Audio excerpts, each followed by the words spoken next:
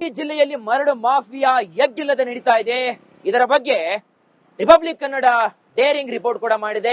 ಇದರ ವಿರುದ್ಧ ಸಮರವನ್ನ ಸಾರ್ತಾ ಇದೆ. ಮತ್ತೊಂದು ಕಡೆಗೆ ಮರಳು ಮಾಫಿಯಾ ಯಾವ ರೀತಿಯಾಗಿ ನಡೀತಾ ಇದೆ ಅಂದ್ರೆ ಟಿಪ್ಪರು ಹಾಗೂ ಲಾರಿ, ಟ್ರಾಕ್ಟರ್ ಮುಖಾಂತರ ಬೃಹತ್ ಪ್ರಮಾಣದ ವಾಹನಗಳೊಂದಿಗೆ ಮರಳನ್ನ ಸಾಗಿಸಲಾಗ್ತಾ ಇದೆ. ಇದನ್ನ ಕೂಡಲೇ ತಡೆ ಹಿಡಿರಿ ಅಂತ ಸ್ಥಳೀಯರು ಆಕ್ರೋಶವನ್ನ ಹೊರಹಾಕಿದ್ದಾರೆ. ಈ ಕುರಿತಾಗಿ ನಮ್ಮ ಪ್ರತಿನಿಧಿ ಒಂದು ಡೇರಿಂಗ್ ಅನ್ನ ರಿಪೋರ್ಟ್ ಮಾಡಿದ್ದಾರೆ, ನೋಡ್ಕೊಂಡ್ ಬನ್ನಿ.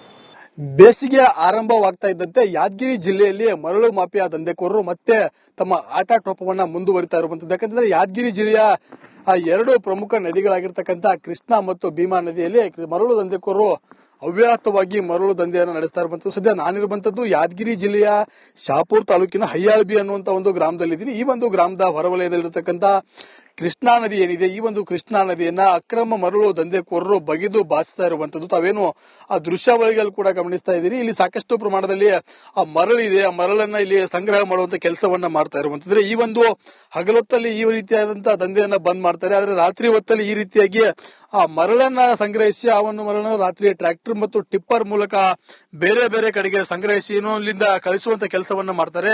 ನಾನು ನಿಮ್ಗೆ ಈ ಕಡೆ ದೃಶ್ಯಾವಳಿಗಳು ಕೂಡ ತೋರಿಸ್ತಾ ಹೋಗ್ತೀನಿ. ಯಾವ ರೀತಿ ಅಂತಂದ್ರೆ ಆ ಸಂಪೂರ್ಣವಾಗಿ ಈ ಒಂದು ದಂಧೆಕೋರರು ಆ ರಸ್ತೆಯನ್ನೇನು ಈಗಾಗಲೇ ಈ ಒಂದು ಕೃಷ್ಣಾ ನದಿಯಲ್ಲಿ ಮಾಡ್ಕೊಂಡಿರುವಂತದ್ದು ತಾವೇ ನೋಡ್ತಾ ಇದ್ದೀರಿ.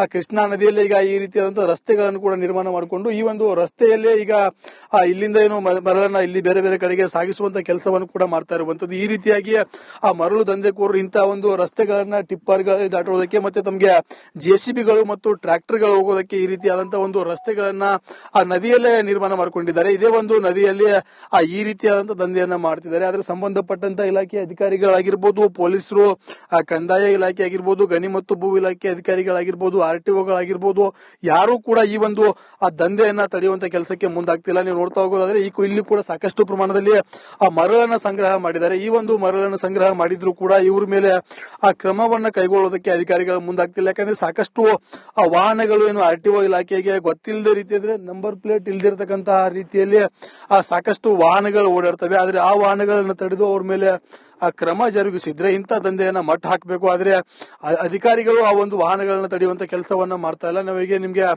ಇಲ್ಲಿ ಒಂದು ದೃಶ್ಯಾವಳಿಗಳನ್ನು ಕೂಡ ಏನು ತೋರಿಸ್ತಾ ಇದೀನಿ. ಈ ಒಂದು ಮರಳಿಗೆ ಸಾಕಷ್ಟು ಈಗ ಬೆಲೆ ಇರ್ತಕ್ಕಂಥದ್ದು. ಯಾಕಂತಂದ್ರೆ ಇದೇ ಒಂದು ಮರಳು ಸುತ್ತಮುತ್ತ ಇರ್ತಕ್ಕಂತ ಏನು ಕಲಬುರಗಿ ಇರ್ಬೋದು, ಬೀದರ್ ಮತ್ತೆ ವಿಜಯಪುರ ಜಿಲ್ಲೆವರೆಗೂ ಕೂಡ ಇಲ್ಲಿಂದ ಮರಳು ಸಾಗಾಣಿಕೆ ಆಗುತ್ತೆ. ಹೀಗಾಗಿ ಈ ಒಂದು ಮರಳನ್ನ ಇಲ್ಲಿ ಡಿಮ್ಯಾಂಡ್ ಇರೋ ಹಿನ್ನೆಲೆಯಲ್ಲಿ ಸಾಕಷ್ಟು ಪ್ರಮಾಣದಲ್ಲಿ ಆ ಮರಳು ಕೂಡ ಹೋಯ್ತಾರೆ. ಇದೇ ಗ್ರಾಮದಲ್ಲಿ ಕಳೆದ 15 ದಿನಗಳ ಹಿಂದೆ ಒಂದು ಗಲಾಟೆ ಕೂಡ ಆಗಿತ್ತು. ಯಾಕಂತಂದ್ರೆ ಇದೇ ಒಂದು ಮರಳು ಮಾಫಿಯಾನ ಕೈಗೆತ್ತಿಕೊಳ್ಳಬೇಕು ಅಂತೇಳಿ ಎರಡೂ ಗ್ರಾಮದ ಯುವಕರು ಕೂಡ ಹೊಡೆದಾಡಿಕೊಂಡಿದ್ರು. ಆದ್ರೂ ಕೂಡ ಈ ಒಂದು ಗ್ರಾಮದಲ್ಲಿ ಮರಳು ಮಾಫಿಯಾ ನಿಂತಿಲ್ಲ. ಕಂಟಿನ್ಯೂ ಆಗಿ ಆ ದಂಧೆ ನಡೀತಾ ಇದೆ. ಈ ದಂಧೆಯನ್ನ ತಡಿಬೇಕು ಅಂತೇಳಿ ಇಲ್ಲಿರ್ತಕ್ಕಂಥ ಸಾರ್ವಜನಿಕರು ಕೂಡ ಆಗ್ರಹವನ್ನ ಮಾಡ್ತಾ ಇರುವಂತದ್ದು ಕೂಡ ರಿಪಬ್ಲಿಕ್ ಕನ್ನಡದ್ದು ಕೂಡ ಈ ಒಂದು ಆಗ್ರಹ ಆಗಿರ್ತಕ್ಕಂಥದ್ದು.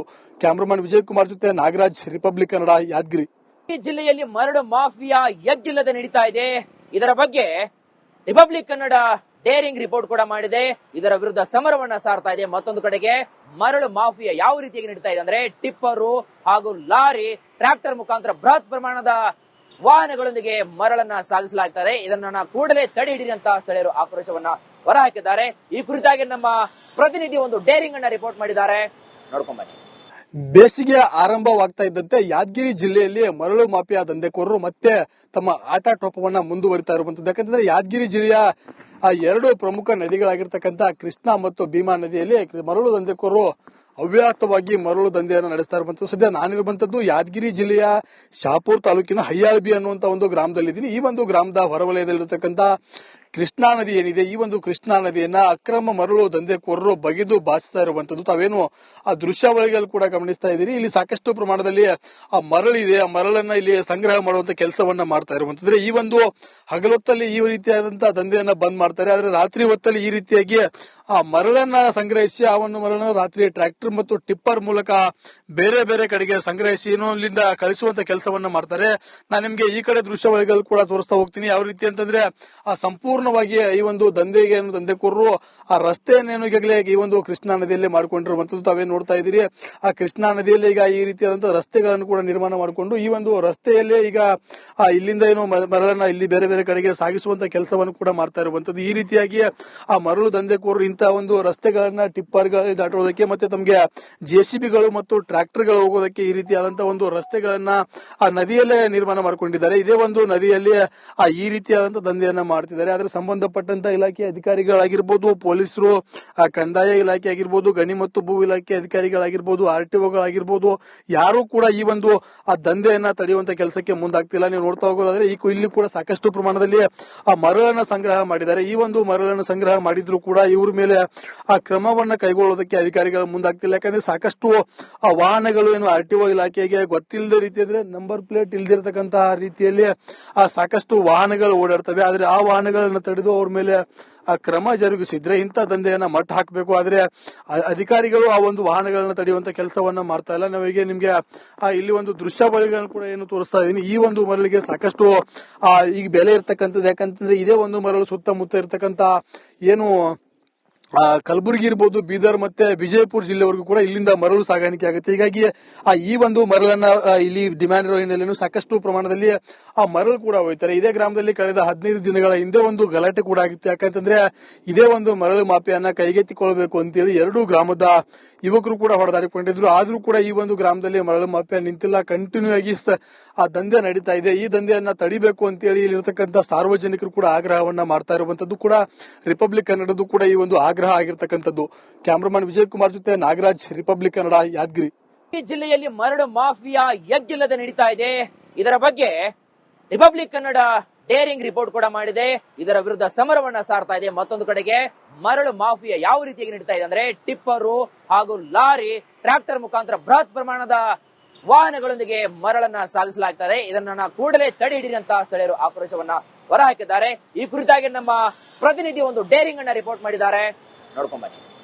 ಬೇಸಿಗೆ ಆರಂಭವಾಗ್ತಾ ಇದ್ದಂತೆ ಯಾದಗಿರಿ ಜಿಲ್ಲೆಯಲ್ಲಿ ಮರಳು ಮಾಫಿಯಾ ದಂಧೆಕೋರರು ಮತ್ತೆ ತಮ್ಮ ಆಟಾಟೋಪವನ್ನ ಮುಂದುವರಿತಾ ಇರುವಂತದ್ದು. ಯಾಕಂತಂದ್ರೆ ಯಾದಗಿರಿ ಜಿಲ್ಲೆಯ ಎರಡು ಪ್ರಮುಖ ನದಿಗಳಾಗಿರ್ತಕ್ಕಂಥ ಕೃಷ್ಣಾ ಮತ್ತು ಭೀಮಾ ನದಿಯಲ್ಲಿ ಮರಳು ದಂಧೆಕೋರರು ಅವ್ಯಾಹತವಾಗಿ ಮರಳು ದಂಧೆಯನ್ನು ನಡೆಸ್ತಾ ಇರುವಂತದ್ದು. ಸದ್ಯ ನಾನಿರುವಂತದ್ದು ಯಾದಗಿರಿ ಜಿಲ್ಲೆಯ ಶಹಾಪುರ ತಾಲೂಕಿನ ಹಯ್ಯಾಳ್ಬಿ ಅನ್ನುವಂತ ಒಂದು ಗ್ರಾಮದಲ್ಲಿದ್ದೀನಿ. ಈ ಒಂದು ಗ್ರಾಮದ ಹೊರವಲಯದಲ್ಲಿರತಕ್ಕಂತ ಕೃಷ್ಣಾ ನದಿ ಏನಿದೆ, ಈ ಒಂದು ಕೃಷ್ಣಾ ನದಿಯನ್ನ ಅಕ್ರಮ ಮರಳು ದಂಧೆಕೋರರು ಬಗೆದು ಬಾಚಿಸ್ತಾ ಇರುವಂತದ್ದು ತಾವೇನು ಆ ದೃಶ್ಯಾವಳಿಗಳು ಕೂಡ ಗಮನಿಸ್ತಾ ಇದ್ದೀರಿ. ಇಲ್ಲಿ ಸಾಕಷ್ಟು ಪ್ರಮಾಣದಲ್ಲಿ ಆ ಮರಳಿದೆ. ಆ ಮರಳನ್ನ ಇಲ್ಲಿ ಸಂಗ್ರಹ ಮಾಡುವಂತ ಕೆಲಸವನ್ನ ಮಾಡ್ತಾ ಇರುವಂತಂದ್ರೆ ಈ ಒಂದು ಹಗಲೊತ್ತಲ್ಲಿ ಈ ರೀತಿಯಾದಂತಹ ದಂಧೆಯನ್ನ ಬಂದ್ ಮಾಡ್ತಾರೆ. ಆದ್ರೆ ರಾತ್ರಿ ಹೊತ್ತಲ್ಲಿ ಈ ರೀತಿಯಾಗಿ ಆ ಮರಳನ್ನ ಸಂಗ್ರಹಿಸಿ ಆ ಒಂದು ಮರಳನ್ನ ರಾತ್ರಿ ಟ್ರಾಕ್ಟರ್ ಮತ್ತು ಟಿಪ್ಪರ್ ಮೂಲಕ ಬೇರೆ ಬೇರೆ ಕಡೆಗೆ ಸಂಗ್ರಹಿಸಿ ಇಲ್ಲಿಂದ ಕಳಿಸುವಂತ ಕೆಲಸವನ್ನ ಮಾಡ್ತಾರೆ. ನಾನು ನಿಮ್ಗೆ ಈ ಕಡೆ ದೃಶ್ಯಾವಳಿಗಳು ಕೂಡ ತೋರಿಸ್ತಾ ಹೋಗ್ತೀನಿ. ಯಾವ ರೀತಿ ಅಂತಂದ್ರೆ ಆ ಸಂಪೂರ್ಣವಾಗಿ ಈ ಒಂದು ದಂಧೆಕೋರರು ಆ ರಸ್ತೆಯನ್ನೇನು ಈಗಾಗಲೇ ಈ ಒಂದು ಕೃಷ್ಣಾ ನದಿಯಲ್ಲಿ ಮಾಡಿಕೊಂಡಿರುವಂತದ್ದು ತಾವೇ ನೋಡ್ತಾ ಇದ್ದೀರಿ. ಆ ಕೃಷ್ಣಾ ನದಿಯಲ್ಲಿ ಈಗ ಈ ರೀತಿಯಾದಂತಹ ರಸ್ತೆಗಳನ್ನು ಕೂಡ ನಿರ್ಮಾಣ ಮಾಡಿಕೊಂಡು ಈ ಒಂದು ರಸ್ತೆಯಲ್ಲೇ ಈಗ ಇಲ್ಲಿಂದ ಏನು ಮರಳನ್ನ ಇಲ್ಲಿ ಬೇರೆ ಬೇರೆ ಕಡೆಗೆ ಸಾಗಿಸುವಂತ ಕೆಲಸವನ್ನು ಕೂಡ ಮಾಡ್ತಾ ಇರುವಂತದ್ದು. ಈ ರೀತಿಯಾಗಿ ಆ ಮರಳು ದಂಧೆಕೋರರು ಇಂತಹ ಒಂದು ರಸ್ತೆಗಳನ್ನ ಟಿಪ್ಪರ್ಗಳು ದಾಟೋದಕ್ಕೆ ಮತ್ತೆ ತಮಗೆ ಜೆಸಿಬಿಗಳು ಮತ್ತು ಟ್ರಾಕ್ಟರ್ಗಳು ಹೋಗೋದಕ್ಕೆ ಈ ರೀತಿಯಾದಂತಹ ಒಂದು ರಸ್ತೆಗಳನ್ನ ಆ ನದಿಯಲ್ಲೇ ನಿರ್ಮಾಣ ಮಾಡಿಕೊಂಡಿದ್ದಾರೆ. ಇದೇ ಒಂದು ನದಿಯಲ್ಲಿ ಈ ರೀತಿಯಾದಂತಹ ದಂಧೆಯನ್ನ ಮಾಡ್ತಿದ್ದಾರೆ. ಆದ್ರೆ ಸಂಬಂಧಪಟ್ಟಂತ ಇಲಾಖೆ ಅಧಿಕಾರಿಗಳಾಗಿರ್ಬೋದು, ಪೊಲೀಸರು, ಕಂದಾಯ ಇಲಾಖೆ ಆಗಿರ್ಬೋದು, ಗಣಿ ಮತ್ತು ಭೂ ಇಲಾಖೆ ಅಧಿಕಾರಿಗಳಾಗಿರ್ಬೋದು, ಆರ್ಟಿಒಗಳಾಗಿರ್ಬೋದು, ಯಾರು ಕೂಡ ಈ ಒಂದು ಆ ದಂಧೆಯನ್ನ ತಡೆಯುವಂತ ಕೆಲಸಕ್ಕೆ ಮುಂದಾಗ್ತಿಲ್ಲ. ನೀವು ನೋಡ್ತಾ ಹೋಗೋದಾದ್ರೆ ಇಲ್ಲಿ ಕೂಡ ಸಾಕಷ್ಟು ಪ್ರಮಾಣದಲ್ಲಿ ಆ ಮರಳನ್ನ ಸಂಗ್ರಹ ಮಾಡಿದ್ದಾರೆ. ಈ ಒಂದು ಮರಳನ್ನು ಸಂಗ್ರಹ ಮಾಡಿದ್ರು ಕೂಡ ಇವ್ರ ಮೇಲೆ ಆ ಕ್ರಮವನ್ನ ಕೈಗೊಳ್ಳೋದಕ್ಕೆ ಅಧಿಕಾರಿಗಳು ಮುಂದಾಗ್ತಿಲ್ಲ. ಯಾಕಂದ್ರೆ ಸಾಕಷ್ಟು ಆ ವಾಹನಗಳು ಏನು ಆರ್ಟಿಒ ಇಲಾಖೆಗೆ ಗೊತ್ತಿಲ್ಲದ ರೀತಿ ಅಂದ್ರೆ ನಂಬರ್ ಪ್ಲೇಟ್ ಇಲ್ದಿರತಕ್ಕಂತಹ ರೀತಿಯಲ್ಲಿ ಸಾಕಷ್ಟು ವಾಹನಗಳು ಓಡಾಡ್ತವೆ. ಆದ್ರೆ ಆ ವಾಹನಗಳನ್ನ ತಡೆದು ಅವ್ರ ಮೇಲೆ ಆ ಕ್ರಮ ಜರುಗಿಸಿದ್ರೆ ಇಂಥ ದಂಧೆಯನ್ನ ಮಟ್ಟ ಹಾಕಬೇಕು. ಆದ್ರೆ ಅಧಿಕಾರಿಗಳು ಆ ಒಂದು ವಾಹನಗಳನ್ನ ತಡೆಯುವಂತ ಕೆಲಸವನ್ನ ಮಾಡ್ತಾ ಇಲ್ಲ. ನಾವೀಗ ನಿಮ್ಗೆ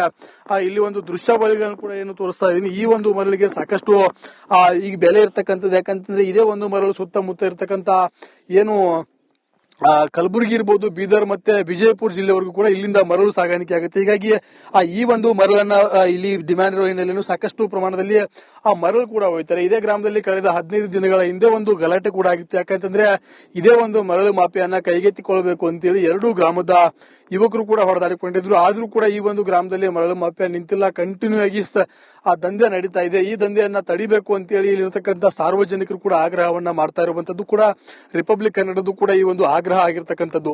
ಕ್ಯಾಮರಾಮನ್ ವಿಜಯ್ ಕುಮಾರ್ ಜೊತೆ ನಾಗರಾಜ್, ರಿಪಬ್ಲಿಕ್ ಕನ್ನಡ, ಯಾದಗಿರಿ.